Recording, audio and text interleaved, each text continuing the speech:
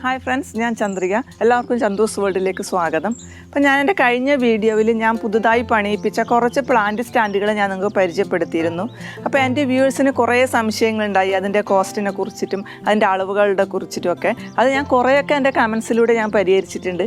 എന്നാലും ഇപ്പോഴും കുറേ സംശയങ്ങൾ ബാക്കിയുണ്ട്. അപ്പോൾ എൻ്റെ വ്യൂവേഴ്സിന് ഒരാവശ്യമാണ് അതൊന്നുകൂടി ക്ലിയറാക്കി തരണമെന്ന് പറഞ്ഞിട്ട്. അപ്പോൾ ഞാൻ ഇന്ന് അതൊന്നുകൂടി അതിൻ്റെ അളവുകളൊക്കെ ഒന്ന് നോക്കിയതിന് ശേഷം നമുക്ക് കുറച്ച് പ്ലാന്റ്സൊക്കെ അതിൽ അറേഞ്ച് ചെയ്തിട്ട് നമുക്ക് നോക്കാം.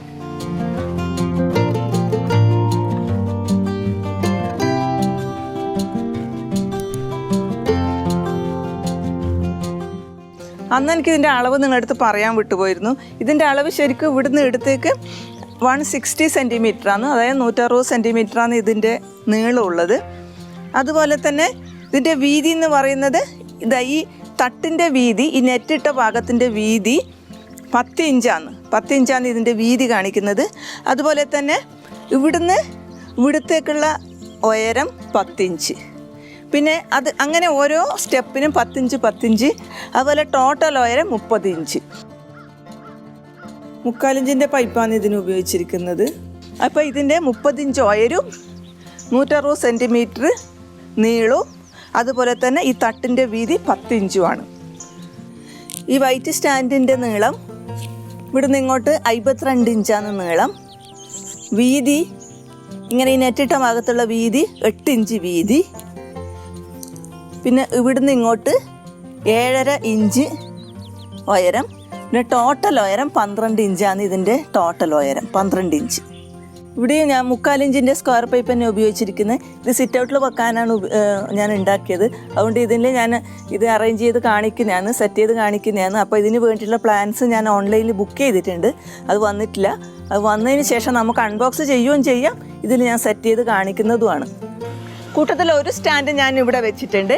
അതിലെൻ്റെ അരേലിയ കളക്ഷൻസും കുറച്ച് ക്രോട്ടണും കൂടി മിക്സാക്കി വെക്കാമെന്ന് വിചാരിക്കുന്നു. അരേലിയയുടെ ഞാൻ എവിടെ കണ്ടാലും ഇപ്പോൾ തുടങ്ങിയതാണ് കളക്ഷൻ, എവിടെ കണ്ടാലും വാങ്ങും. അതിൽ കുറച്ച് ബോളരിയലിയേഴ്സ് ഉണ്ടായത് എൻ്റെ ഇത് നശിച്ചു പോയി. ബാക്കി കുറച്ചെണ്ണം ഉണ്ട്. അതിപ്പോൾ നമുക്കിതിലൊന്ന് സെറ്റ് ചെയ്യാം.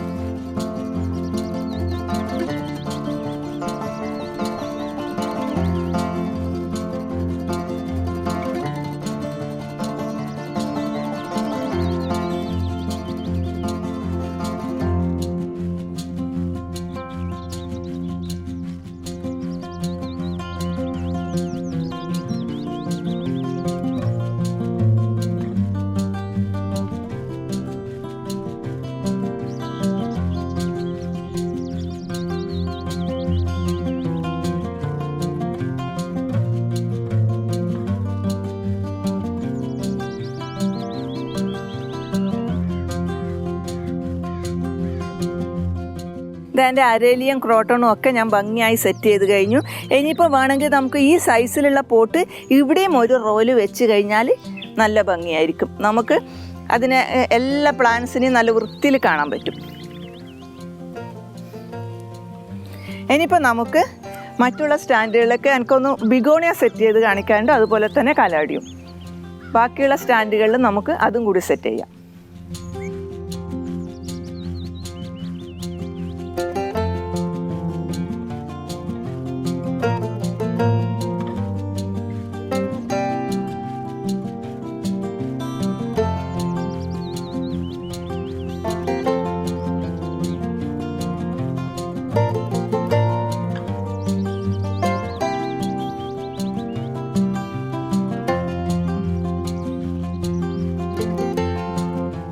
ഇനിയിപ്പോൾ ഈ ഒരു സ്റ്റാൻഡിൽ ഞാൻ എൻ്റെ കലേഡിയം സെറ്റ് ചെയ്യാൻ പോകുന്നു.